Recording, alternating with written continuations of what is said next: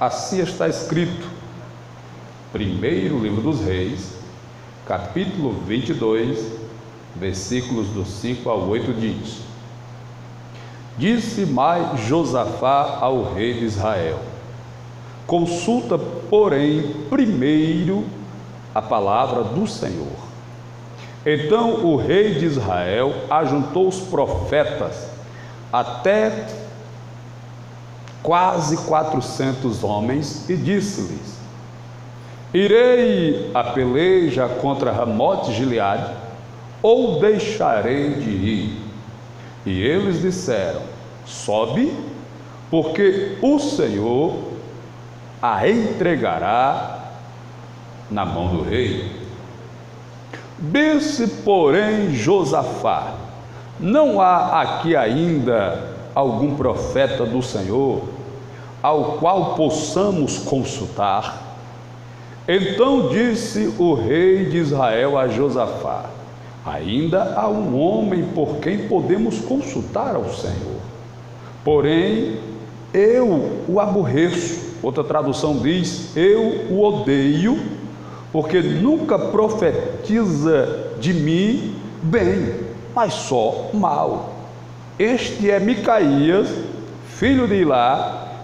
E disse Josafá: Não fale o rei assim. Oremos. Senhor Deus e Pai, em nome de Jesus, bom é te servir, te adorar e estar na tua presença, para bendizer, engrandecer, exaltar, magnificar e adorar o teu nome, que é sobre todos os nomes.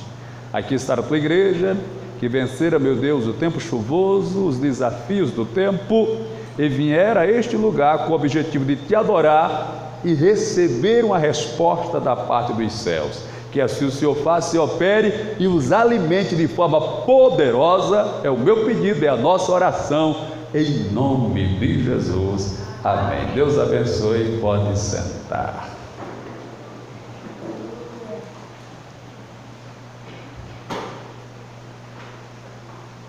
Tem pessoas que têm espírito de vencedor e em nada ele quer perder. É pessoa competitiva, que não deseja ser derrotado em nada. E esta pessoa fará de tudo, dentro, claro, de um contexto de honestidade e justiça, para alcançar a sua vitória. E isso não é algo da atualidade, isso é algo dos tempos passados. E principalmente em uma guerra, em uma batalha, aqueles que a enfrentam com desejo, o objetivo de vencê-la. Ninguém vai para uma guerra desejando ser vencido ou ser derrotado. O objetivo é vencer a batalha. E no contexto da leitura, o rei de Israel, chamado Acabe, está sendo desafiado pelo inimigo. E ele precisa entrar nessa guerra para defender o seu povo, a sua nação, a sua família e a sua própria vida. Mas ele está preocupado com a força do inimigo. E ele começa a imaginar que ele pode perder a batalha, que ele não é páreo para o adversário. Então, seguindo esta compreensão, ele vai buscar apoio político e bélico. O exército de Judá, que na época o seu comandante maior é Jeosafá. E convidados Jeosafá fazem aliança para entrarem na peleja, na guerra e na batalha. Aleluia. A Bíblia diz que o Acabe, com medo da morte, ele se disfarça de soldado comum, porque a ordem do inimigo era que não procurasse nem pequeno, nem grande, a não ser o rei de Israel. O rei de Israel era o alvo, era o objetivo, era o propósito para que ele viesse ser morto. Ora, a Bíblia diz, daqui a pouco eu volto para os detalhes da leitura, que Deus estava com o propósito de matar Acabe. Tanto que a reunião que tem no céu, Deus busca, se eu posso assim dizer, mas o texto assim fala: o que farei, diz Deus no texto, ou como induzirei Acabe à morte. Deus quer que Acabe morra. Deus quer dar um cabo na vida de Acabe. Deus quer matar Acabe. E Deus busca uma estratégia para matar Acabe, para tirar a vida de Acabe. Então Acabe vai para a guerra e se disfarça, porque o alvo é o rei. Ele disse: eu estou disfarçado, não vão me reconhecer. Tudo bem que o homem, os soldados, os capitães, comandantes, generais foram engoldados pela maquiagem, pela camuflagem de Acabe, aleluia. Mas a história sagrada diz que um soldado foi na sua aljava, puxou a flecha e decidiu atirar ao léu, ao acaso, para ver se acertava alguém. O Acabe estava seguro de que não iria morrer naquela batalha, porque da armadura que ele tinha vestido, aleluia. Se ele tivesse vestido a armadura do capítulo 6 de Efésios, tudo bem. Lá a Bíblia manda a gente tomar o capacete da salvação, o escudo da fé, a couraça da justiça, aleluia, a espada do Espírito e a bota do evangelho da paz. Mas não, o Acabe decidiu vestir as armaduras humanas. Então o soldado atira a flecha, e a Santa Bíblia diz que a flecha procurou o orifício da fivela do cinto de Acabe, e ali o acertou, porque a sua armadura lhe protegia. Mas Deus, que é bom de mira, aleluia, não errou Acabe, louvado seja Deus. Porque tem horas que você também, que você não é melhor do que eu, a gente peca contra Deus, desobedece e pensa que Deus não vai nos atingir, não vai nos punir, não vai nos alcançar, não vai nos castigar. Cuidado, porque a mão de Deus é pesada.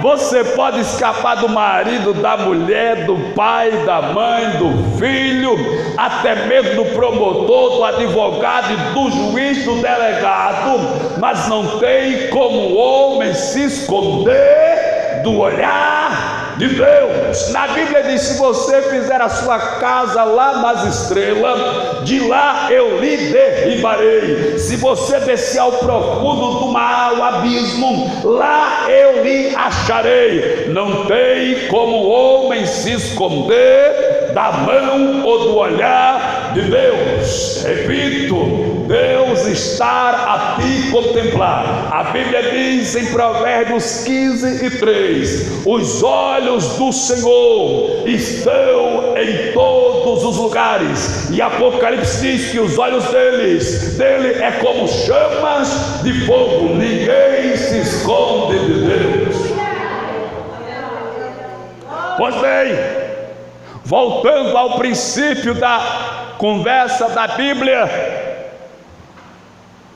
quando Josafá faz aliança com Acabe e estão prestes a ir para a guerra, o Josafá diz: espera aí, antes de irmos para a batalha, vamos primeiro consultar a palavra de Deus. Duas coisas nos incomoda quando nós queremos fazer algo para não buscar a direção de Deus.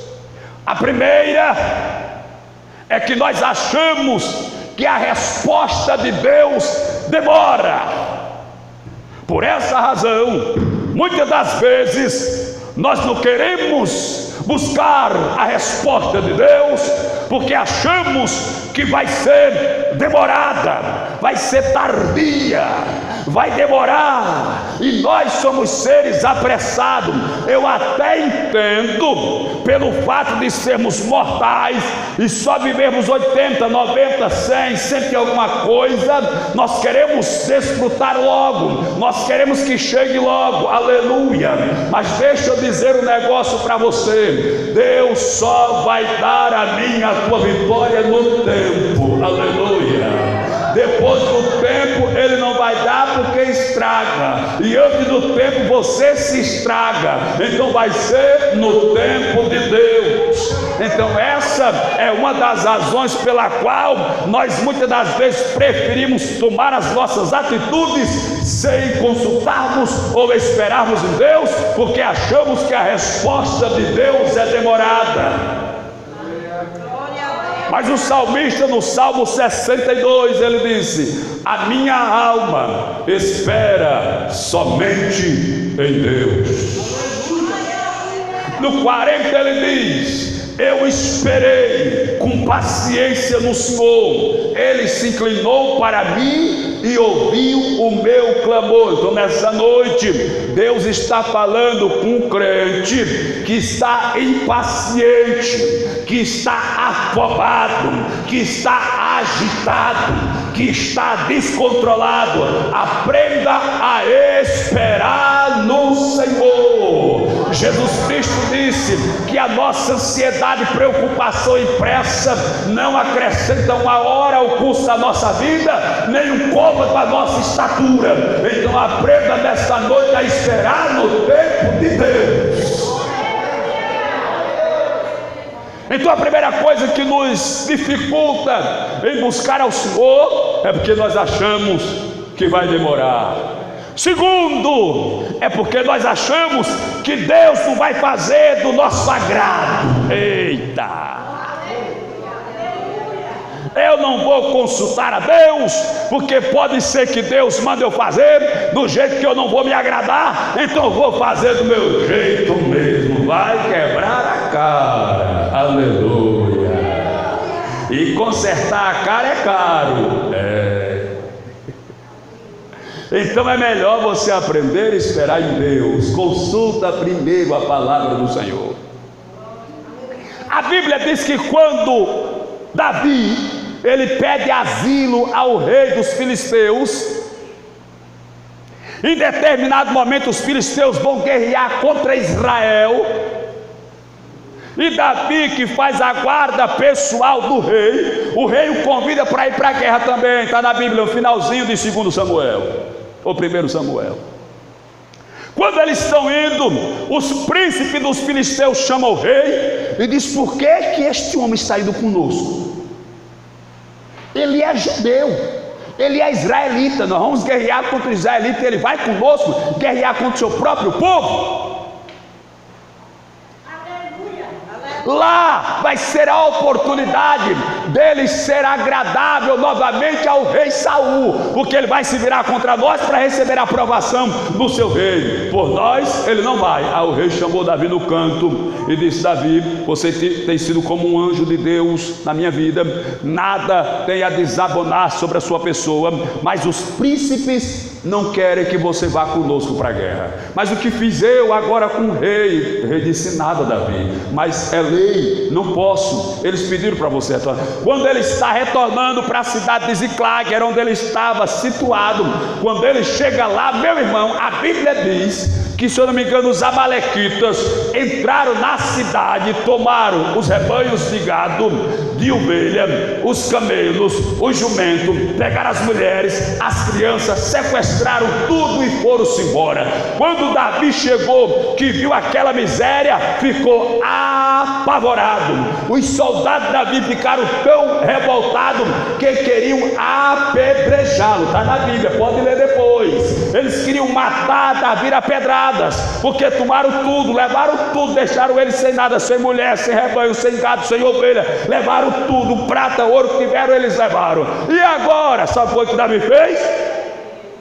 mandou chamar o sacerdote. Ele veio com a escola sacerdotal e Davi disse: consulta aí ao Senhor, se é para a gente perseguir o inimigo ou não.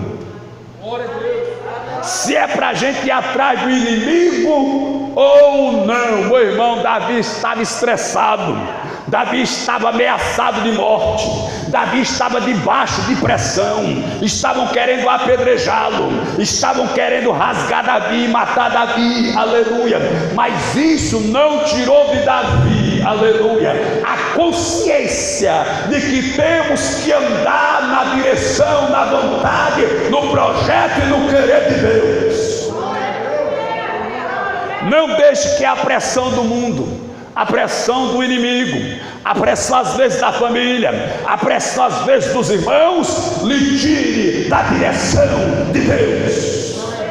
Tem muita gente, aleluia, saindo da direção de Deus, porque da pressão de alguém, porque da perseguição de alguém, porque da cobrança de alguém. Não, você não deve satisfação a ninguém. A sua satisfação é aquele que morreu na cruz, pagou o preço, levou o sangue, mas ao terceiro dia ressuscitou. Aleluia. Aí o Josafá pergunta a Acabe: vai não se consultar a Deus, tu vai para uma guerra, tu vai para uma peleja, vamos consultar a Deus. Tá certo, Josafá, o senhor tem razão. Aí reuniu os profetas, 400 profetas, cerca de 400 profetas. E Davi pergunta, ou melhor, Acabe pergunta: vou ou não para a batalha? Deus é ou não é comigo nesta peleja? Aí todos começaram a falar de forma uníssona, em uma só voz: vai, porque Deus é contigo. Mas aí o Jeosafá olhou para os profetas e disse: esses profetas não estão com cara de crente. Estão não.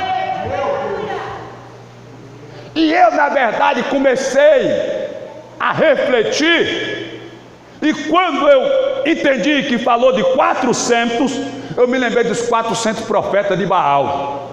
Eu digo: rapaz, esses camaradas não eram profetas de Deus, não. Eram profetas. Aí eu fui pesquisar. Aí a teologia nos diz que de fato quase nenhum daqueles, e eu posso até afirmar, nenhum deles era um profeta de Deus, era tudo profeta de Baal.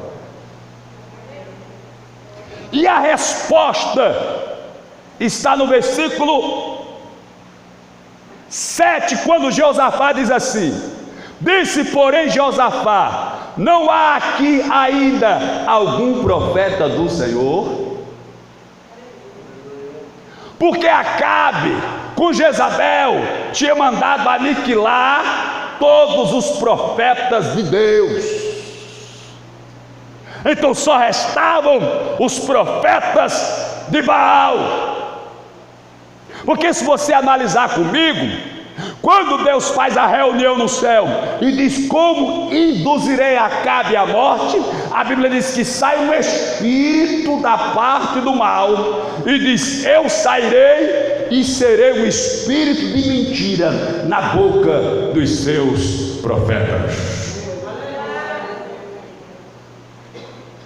Então a pergunta que não quer calar é: como pode um profeta de Deus ser usado pelo espírito do mal? Então não era um profeta de Deus, aleluia, eram profetas de Baal, sobre quem viera um espírito maligno e se passara pelo espírito de Deus, aleluia, copiou o espírito. Ei, você tem que entender que dentro do contexto espiritual, dentro do contexto, aleluia, dos milagres, das operações espirituais, existem alguns pormenores para você entender. Por exemplo, quem fala em mistério? Alguém pode falar em mistério da carne, do demônio e de Deus. Aleluia. Não é só de Deus que se fala a língua dos anjos, não. O diabo imita. O diabo às vezes se passa pelo Espírito Santo e faz uma imitação. Louvado seja Deus. E o próprio homem também consegue imitar pela carne. Então tem a língua estranha da carne, do demônio, mas tem a de Deus. E eu tenho para mim que neste lugar, aleluia, o mistério que se revela não é da carne, muito menos do maligno. É a real, marcante e poderosa presença de Deus. Aleluia. Quando Acabe, ou melhor, Josafá, percebeu que os profetas eram profetas, mas não eram crentes, porque tem profeta que é profeta, mas não é crente, meu irmão. Aleluia. Cuidado com os profetas, porque tem profeta que é profeta, mas não é crente, não é temente a Deus. Aleluia. Não está na direção de Deus. Aleluia. Louvado seja Deus. Você já ouviu aquela história? Eu acho que eu já contei aqui. Alguém me falou que um dia lá no sul, São Paulo, por ali, numa grande festa, convidaram um pregador e ele começou a pregar, meu irmão, e o negócio era tremendo. Era gente pulando, era gente marchando, era gente profetizando, era gente correndo para lá, gente correndo para cá, e gente dava salto mortal, pulava por cima da cabeça e rodava que nem peão, e era fazia aviãozinho. Era um negócio tremendo. Aí lá no fundo da igreja, no primeiro banco do começo da igreja para cá, tinha uma irmãzinha, aquelas que usam o coque, que se acorda de madrugada para falar com Deus, que tem uma intimidade com Deus, assim, aquela coisa linda. E ela olhando de lá para cá, de repente ela se levantou e saiu, no meio da igreja. A igreja parou e começou. Aí lá veio ela, quando ela chegou na base do púlpito, olhou para o pregador e disse: pare de pregar em nome de Jesus. Ele disse: por que é que eu vou parar? Se eles estão dando glória, se eles estão pulando e marchando, você vai parar agora em nome de Jesus. Saia dele. Ele caiu por terra, possesso. Cuidado, não tem profeta que é profeta, mas não é crente. Tem profeta que é profeta, mas não teme a Deus. Tem profeta que é profeta, mas não anda na presença de Deus. Está escrito na Santa Bíblia, em Mateus 7, 20, 21, por ali afora. Naquele dia muitos vão me dizer: Senhor, eu profetizei em teu nome, eu falei língua em teu nome, eu expulsei demônio, eu fiz maravilha. Aí o Senhor vai dizer: mas eu não lhe conheço, não sei quem é você, nunca lhe vi nem mais gordo, nem mais magro. Saia daqui, vá-se embora. Aqui é para quem é profeta, temente, obediente, que guarda a palavra, que anda na presença, que faz a minha obra na terra. Oh glória! Aí Josafá disse: espera aí, esses profetas aqui não estão com cara de crente, não. Estou bem desconfiado desses profetas. Aí ele pergunta: não tem mais nenhum profeta do Senhor por aqui, não? Tu matasse tudo, foi, infeliz? Se não, já tem um. Mas eu não gosto dele, não. Eu não vou com a cara dele. Não diga isso, rei. Mande chamá-lo. Chamou o mensageiro. Vai lá na casa do Micaías, ou Micael, e diga para ele que eu quero que ele venha aqui. O mensageiro chegou lá e disse: ó, o rei mandou te chamar para consultar a palavra do Senhor através de você. Agora eu vou te avisar, lá todos os profetas estão dizendo que ele vai vencer a batalha. Tu fala igual a eles. Está certo. Que Deus mandar falar, eu falo. Quando ele chegou lá, o Acabe disse: e aí? Qual é a revelação que você tem? Ele disse: pode ir, você vai vencer. Ele doidinho que Acabe morrer, sabe? Aí ele disse, Acabe olhou para ele e disse: até quando tu vai ser contra mim? Me fale a verdade em nome do Deus de terra. Aí ele disse: bom, você quer a verdade? Eu vi uma reunião no céu e Deus dizendo assim: como induzirei Acabe à morte? Aí saiu o espírito de seu serei um profeta, ou um espírito de mentira da boca de todos os seus profetas. Aí tinha lá um profeta, deu um soco no Micaías, meu irmão. Ele disse: por onde passou o Espírito de Deus por mim para falar com você? Aleluia. Aí disse: tu vai ver, quando estiver escondendo de câmara em câmara, querendo pão e querendo água. Aleluia. Aí sabe o que foi que Josafá disse? Ou melhor, Acabe disse: bota ele na cadeia, para que quando eu voltar, eu mostre para ele. Se tu voltar, e viver. Deus não é comigo, louvado seja Deus. Mas o que eu quero destacar aqui para os irmãos é a parte que ele diz assim: então disse o rei Josafá: ainda há homem de Deus por quem podemos consultar ao Senhor? Então ele disse: mas eu o odeio, porque nunca profetiza de mim o bem, mas só fala mal. Ele nunca fala coisa boa para mim, só fala coisa mal. Eu não gosto desse profeta que fica descendo a lenha, que fica pegando pesado, que fica cobrando. Eu não gosto. Oh meu Pai, aleluia. Agora eu me lembro de João Batista. João Batista, eita, o último dos profetas, criado pelos essênios no deserto. Alguém disse que ele era ectomorfo. Ectomorfo parece que é aquela pessoa que não engorda, tem jeito. Cabelo dele, black power. Seu cardápio, gafanhoto e mel silvestre. Quando ele chegou à idade determinada pelo Eterno para cumprir a sua tarefa, entrou em Jerusalém. Quando ele passava pela rua, as pessoas se acotovelando. Quem é aquele doido? Aí ele foi direto para o palácio de Acabe, ou melhor, de Herodes. Porque o Herodes tinha tomado a esposa do próprio irmão. E quando João Batista chegou, foi lá e disse: ei Herodes, você está em pecado, você está em desobediência, se converta, se ajeite, porque você tomou a mulher do seu irmão. O Herodes ficava por aqui com ele, mas não tinha coragem de fazer nada, porque o povo tinha João como profeta.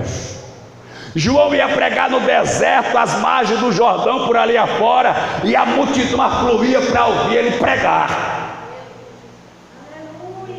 E você pensa que a mensagem de João era uma mensagem bonitinha, arrumadinha, com esboço, tudo nos tópicos, falando dentro do vernáculo? Não, quando o povo chega lá: raça de víbora, suas jararacas, suas candidanas, suas najas, suas cobras coral, descia a lenha, o machado já está posto à raiz da árvore, e toda árvore que não der bom fruto vai ser cortada e vai ser lançada no fogo, dizia João Batista, aleluia. Aí quando a Herodias percebeu que João Batista estava traçando projetos ou falando algo que poderia acabar com seus projetos, com seus sonhos, ora, porque ela era casada com Filipe. Felipe era um dos filhos de Herodes, mas era um filho meio que bastardo, não teve direito à herança do reino, porque o Herodes grandão, quando morreu, dividiu o reino para os filhos, mas o Felipe era um filho bastardo, ele tinha só uma mesada, só ia passeando pela Roma, não sei por onde, aí achou uma mulher bonita, casou-se com ela e foi visitar lá a Judéia. Quando chegou lá, o Herodes olhou para a mulher dele, tomou a mulher dele. Eita meu Deus, o Felipe agora ficou com dor de cotovelo, sabe, via chorando, não queria mais comer, não queria mais dormir, querendo tomar veneno. O menino guarda a faca, guarda o revólver, guarda as cordas, porque o dá tá ruim para Felipe, aleluia. A Herodias aceitou de primeira, porque deixou lá o Felipe, que tinha uma mesada por mês, um bolsa Herodes, aleluia, para ser esposa do rei, porque como esposa do rei ela ia ter um cartão express sem limite, toda semana estava no salão fazendo progressiva, na manicure, na pedicure, todo dia lá fazer uma lipo, fazer um botox, não sei se mulher faz botox, toda semana ia lá na C&A, não sei aonde, na Riachuelo, na loja chique, comprar roupa, passeando e tudo. Ela disse: eu quero Felipe, deixa o Felipe falar, agora o negócio está bom. Mas aí aparece João Batista querendo colocar a areia no negócio, caroço mango. Ela disse: não, vou ter que tirar esse camarada da frente, ele é profeta, mas eu não estou gostando desse profeta não, ele é homem de Deus, mas não estou gostando desse homem de Deus não, vamos quebrar as pernas dele. Eita, meu. Aí quando foi um dia, irmão, no dia do aniversário do Herodes, no dia do aniversário do Herodes, aí fizeram uma festa. Aí a filha da Herodias decidiu dançar na festa. Menina, a mulher dançava, meu irmão, aquela dança do ventre, eu acho que era a dança do ventre. A mulher fica se envergando que nem uma cascavel na areia. Eita, meu Deus do céu. Aí quando o Herodes viu a dança, disse: eita, que dança bonita, menina, tu é demais. Olha, eu te agradei tanto da tua dança, que eu vou dar o que você quiser. Se você pedir até metade do reino, eu te dou. Ó. Aí ela correu lá dentro, pediu conselho para a mãe endemoniada, com um demônio até no meu olho, disse: minha filha, vá lá e peça a ele a cabeça de João Batista numa bandeja. Aleluia. Porque esse João Batista está me fazendo raio. Eu estou com vontade de pegar esse João Batista. Bebe para lá. Aí ela foi lá: o que é que você quer? Se eu quero a cabeça de João Batista numa bandeja. Aí o Herodes se aperreou. Como ele falou diante dos ministros, ele disse: pronto, agora não posso voltar atrás, porque senão eu fico sem moral. João já estava na cadeia, porque ele já tinha mandado prender para João não estar, porque o João ficava abusando. Diz os pregadores que era o dia de quarta-feira, o Herodes abria a porta do palácio e atendia o povo, para dar o que o povo necessitava, o que o povo queria, tinha necessidade, ele atendia e dava para o povo. Aí toda quarta-feira o João estava lá, mas o João não ia pedir nada, ia só mandar ele se converter e ser crente, né? Aleluia. Aí botaram os guardas para João não chegar. O João ia pela janela e gritava: ei rapaz. Aí João ficava lá no final da rua e gritava: ei rapaz, converta. Aí ele com raiva mandou prender o João, porque a pregação de João não estava agradando, estava sendo ruim. Eita, aleluia. Aí ele já estava na cadeia. Aí disseram: vai lá e arranca a cabeça dele. Aleluia. Aí João disse: pode arrancar, mas eu vou continuar pregando. Aleluia. Não depois que arrancar a cabeça, não vou mudar a mensagem, não vou pregar, mesmo que arranque a cabeça, vou continuar pregando a palavra do Senhor. Aí o Acabe diz: tem um profeta aí, mas eu não gosto dele, porque ele só fala mal contra mim. Eita, meu pai. Eu li um texto, eu sou curioso, vejo algum texto na internet, no celular, e o texto dizia assim: ninguém bonzinho vai ser crucificado. Era mais ou menos, eu não estou lembrado bem das palavras, mas era mais ou menos nesse sentido. Ele estava querendo dizer assim: crucificaram Jesus porque ele não era bonzinho. Porque se nós fôssemos descrever Jesus pelo que a gente lê na Bíblia, pelas nossas experiências, nós iríamos dizer que ele era maravilhoso, poderoso, amor em essência. Nós iríamos descrever da melhor maneira possível.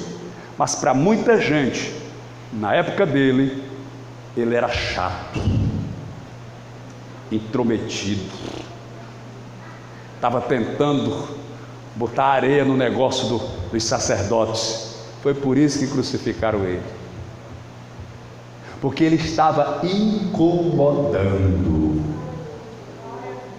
Ele era uma pedra no sapato de muita gente. Lembra da mulher adúltera que foi apanhada em adultério? Trouxeram ela e disseram: Senhor, essa mulher foi apanhada em adultério, e na lei Moisés diz que ela tem que ser apedrejada. O que é que o Senhor diz? Aquele dentre vós que não tiver pecado, atire a primeira pedra. Baixou a cabeça e começou a escrever no chão. Alguns acham, pensam e dizem que ele começou a escrever o nome de cada um que estava ali e o pecado que eles tinham cometido. Aí Jesus incomodava o sistema. Por quê? Porque quando ele pregava, tocava na ferida. E quando se toca na ferida, dói, machuca, incomoda. Mas quando Jesus falar, meu irmão, e tocar na tua ferida, não fique bravo com Jesus não. Se está doendo, se tocou na ferida, pede para ele sarar, pede para ele curar. Aleluia. Porque enquanto tiver a ferida aberta, vai sempre magoar, vai sempre ferir, você vai estar triste, acabrunhado, desanimado, melancólico, nunca vai ter paz, nunca vai descansar, sempre vai estar preocupado, sempre vai estar agitado, sempre vai estar doendo, sempre vai estar incomodando. Mas nesta noite, aleluia, o homem das mãos furadas, chamado Jesus Cristo de Nazaré, que é o mesmo ontem, hoje e será para sempre, aleluia, ele vai passar o bálsamo, vai te curar, e a palavra que está a te incomodar vai trazer vida, vai trazer alegria, vai trazer disposição, vai trazer energia, vai trazer empolgação. Meu irmão, pelo amor de Deus, preste atenção no que eu vou falar. O apóstolo Paulo diz que nos últimos dias sobrevirão tempos trabalhosos, onde as pessoas não vão mais suportar a sã doutrina, vão ter coceira, comichão nos ouvidos, e vão abotoar para si doutores que falem conforme as suas próprias concupiscências. Deixa eu lhe dizer, por aí afora não se pode mais pregar contra o pecado, não se pode mais denunciar o pecado. Eu escuto às vezes alguns pregadores dizendo que quando são convidados para alguns eventos em algumas igrejas, o pastor chama ele no canto e diz: olha, não fala de adultério não, porque aqui a gente tem um grande empresário, ele é casado e tem um amante, não fala não, porque senão ele vai terminar a sair da igreja. Olha, não fala de quem bebe não, porque a gente tem uns ricos aqui, os empresários, e de vez em quando eles gostam de tomar uma cervejinha, um vinhozinho, não fala não, que é para ele não sair da igreja. Sangue de Jesus tem poder, aleluia. Nós não estamos preocupados simplesmente aumentar o número de crentes na igreja. Queremos que cresça, queremos, mas que cresça sadia, santa, pura, firme, fiel, obediente, temente, cheio do Espírito da palavra de Deus. Aleluia. O objetivo da palavra é te sarar, é te curar, aleluia, é te restaurar. Louvado seja Deus. Ora, a palavra vem, e quando ela vem, ela causa impacto, mas a Bíblia diz, o próprio Senhor Jesus falando: aquele que ouve estas minhas palavras e a pratica será semelhante a um homem sábio, um homem prudente, que edificou e construiu a sua casa sobre a rocha. Veio o vento, veio a chuva, veio as correntes de água, bateram com ímpeto, bateram com força sobre aquela casa, mas ela não caiu. Deixa eu dizer para você, eu entendo, a Bíblia diz lá em Hebreus 12, que a repreensão é motivo de tristeza no momento, mas depois gera alegria. Ora, se a casa está edificada sobre a rocha, e a chuva veio e bateu, a tempestade veio e bateu, veio e bateu, isso significa dizer que ela sentiu o impacto, mas permaneceu de pé. Eu sei que a correção machuca, eu sei que às vezes a palavra fere, mas aquele que está edificado na palavra, mesmo sendo atingido, sendo confrontado, ele permanece, ele prossegue, ele não para, ele não desiste, ele avança. Ora, a Bíblia diz que os que confiam no Senhor serão como o monte Sião, que não se abala, mas permanece para sempre, permanece para sempre, permanece. Alguém vai olhar para mim, vai olhar para você e vai dizer: eu pensei que dessa vez ele se desviava, eu pensei que dessa vez ela saiu da igreja, porque a palavra foi pesada, porque Deus falou com força, porque Deus pegou pesado, porque Deus foi tremendo. Mas meu irmão, quem é como o monte Sião não se abala, aleluia, ele permanece para sempre. Alguém até pensa que vai parar, desistir, desviar, voltar atrás, mas não, porque quem, eita meu pai, quem tem raiz. Quando o salmista disse que esperou com paciência, algo que eu falei no início da mensagem, esperei com paciência no Senhor, ele se inclinou para mim, ouviu o meu clamor, tirou-me de um lago horrível, de um charco de lodo, colocou os meus pés sobre uma rocha. Eu vou até dizer o nome dessa rocha: Jesus Cristo. Colocou os meus pés sobre uma rocha e firmou os meus passos. Quem espera com paciência no Senhor, quem ouve a sua palavra e a pratica, é edificado sobre uma rocha, é alicerçado sobre uma rocha. Vem a chuva, vem o vento, vem a calúnia, vem a perseguição, vem a humilhação, vem a provação, vem a doença, vem a desgraça, vem o inimigo, vem o inferno, perde o emprego, manda sair da casa e falta comida, a roupa se rasga, o sapato fura, corta a água, corta a energia e se acaba tudo, mas ele permanece de pé, dando glória a Jesus de Nazaré. Aleluia!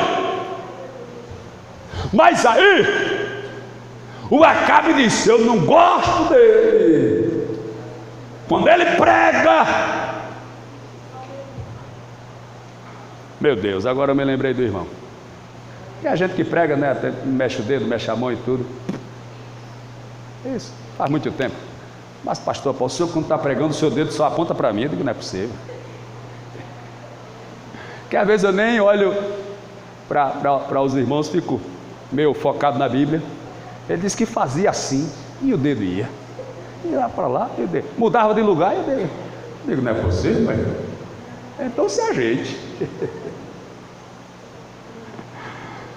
Mas se Deus, irmão, está falando contigo, é porque Ele te ama. A Bíblia diz que Deus castiga, corrige a quem ama e açoita a quem toma por filho. E prossegue dizer: se você está sem disciplina, da qual todos os filhos são participantes, é porque você não é filho, você é bastardo. Mas quem é filho, ele corrige, ele adverte, ele chama atenção.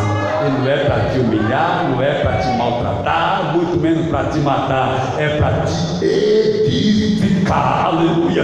É porque ele quer te ver firme, alicerçado, firme, consciente da presença dele, para ele te abençoar.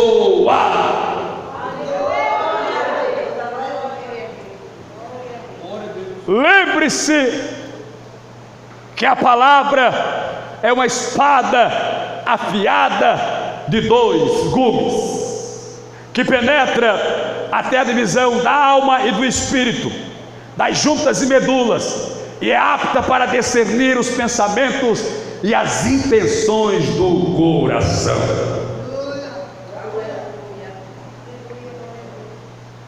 Preste atenção, porque a palavra é viva e eficaz. Primeira revelação é que a palavra é viva. Se ela é viva, ela tem vontade própria. Não é a vontade do pregador ou do pastor, porque a palavra é viva. Não sou eu que escolho a pessoa para quem eu vou falar, porque a palavra é viva. Se ela é viva, ela sabe da sua necessidade, ela sabe do que você precisa, ela sabe da sua fraqueza, ela sabe dos seus limites. Então ela vai chegar na sua vida e vai operar. Ela é viva e produz vida, porque também ela é pão. nem só de pão viverá o homem, mas de toda palavra que vem da boca do Senhor. Ela é viva, ela é viva, ela é viva. Glória! Eu não posso controlar ou dominar a palavra. Ela é viva, ela é viva e é eficaz. Sabe o que é uma coisa eficaz? É uma coisa que cumpre aquilo para a qual foi projetada. Ela é eficaz. É feito aquele medicamento que você tomou e logo ficou bom, ficou boa. É o medicamento eficaz. Aleluia. É aquele processo que você realizou e deu resultado. É um processo eficaz. A palavra de Deus é viva e eficaz. E mais penetrante do que qualquer espada afiada de 2 gumes, que penetra até a divisão da alma e do espírito. Até hoje ainda não apareceu um teólogo, um doutor da lei, um mestre nas escrituras ou na teologia, que possa nos apresentar aonde fica a divisão da alma e do espírito. A ciência não consegue mostrar. A matemática, a filosofia, a biologia, a química, a física, mas a palavra sabe aonde fica a divisão da alma e do espírito, das juntas e medulas, e é apta para discernir os pensamentos e as intenções do coração. Aleluia. A palavra sabe. É por isso que talvez você entrou na igreja, veio para o culto especial de doutrina, aí Deus foi e lhe advertiu, Deus foi e lhe cobrou, Deus foi e lhe repreendeu na palavra. Aí você diz: puxa vida, mas eu nem pequei, nem desobedeci, não fiz nenhum mal, a palavra já está vindo me cobrar, porque Ele conhece as intenções do coração. Aleluia. Antes de você cair, Ele já está te pegando pela mão. Aleluia.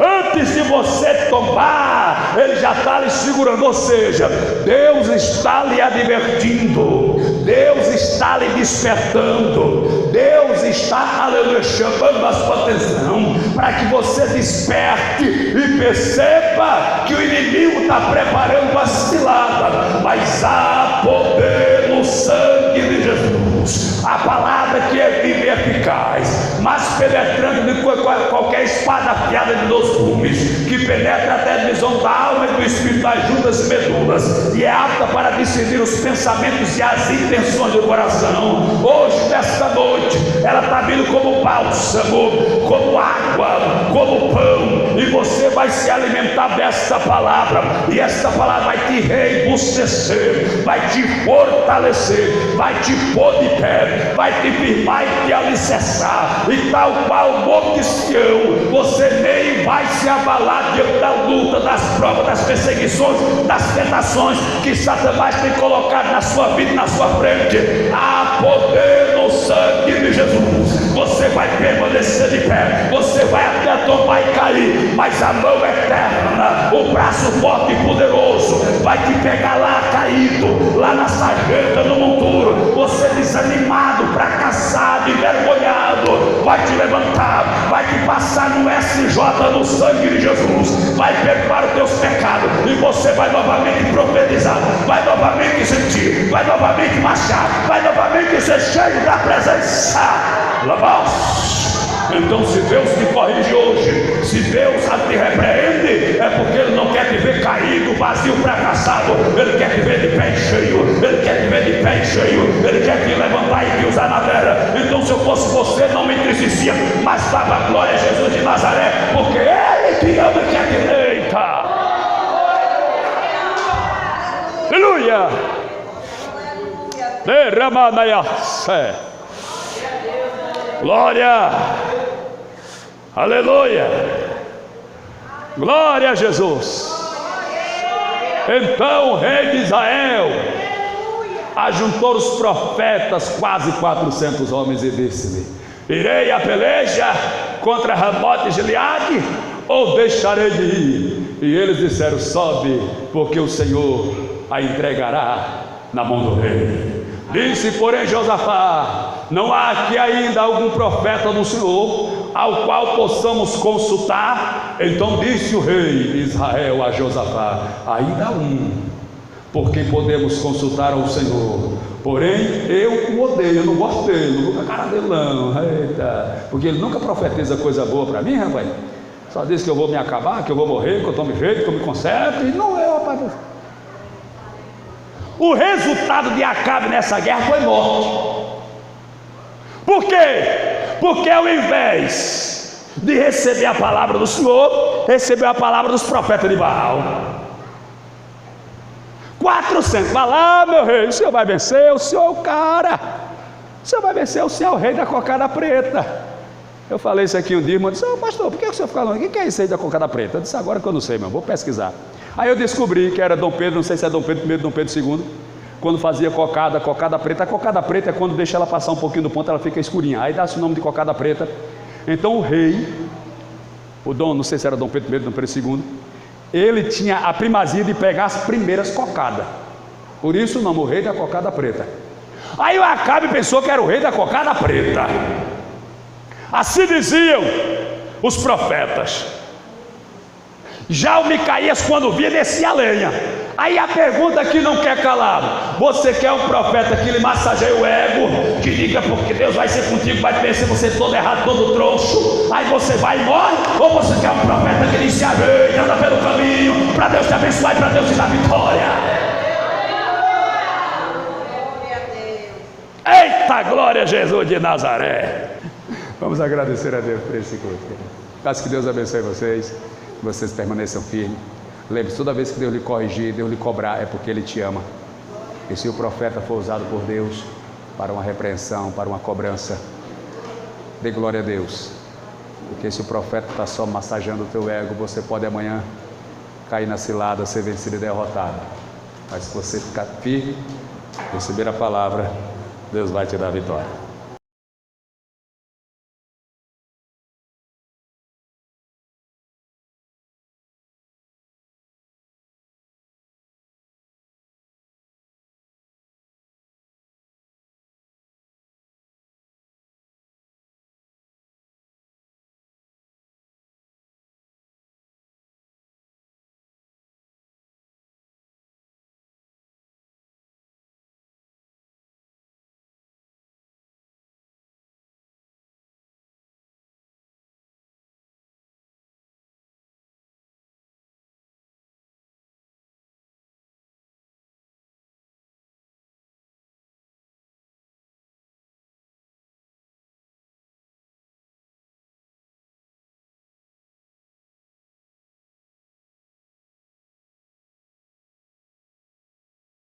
Quinta-feira, culto com as irmãs. Domingo, culto com as famílias. Os irmãos também orem, querido. A irmã quer que a gente dê apoio, um trabalho lá no Cocal. E a gente já está nessa luta aqui, querendo aliviar um pouco o fardo. E ela já começou o culto lá. Diz: começa aí na sua casa, vê o que é que faz. Acho que sábado à 8 eu vejo se a gente vai lá ministrar a ceia lá para os irmãos. Já tem uns irmãos lá, tem uns 6 jovens. Faz parte. É a obra. Que Deus abençoe. A Cauã, a irmã Bia. É Bia? Não, é Gabi. Quem necessita das orações? Amém. E o pastor Edinaldo vai estar orando. Depois o pastor Celestino impetra a bênção sobre nós. Graças a Deus, querido, saúde a todos com a paz do Senhor. Amém. Vamos orar sobre Deus.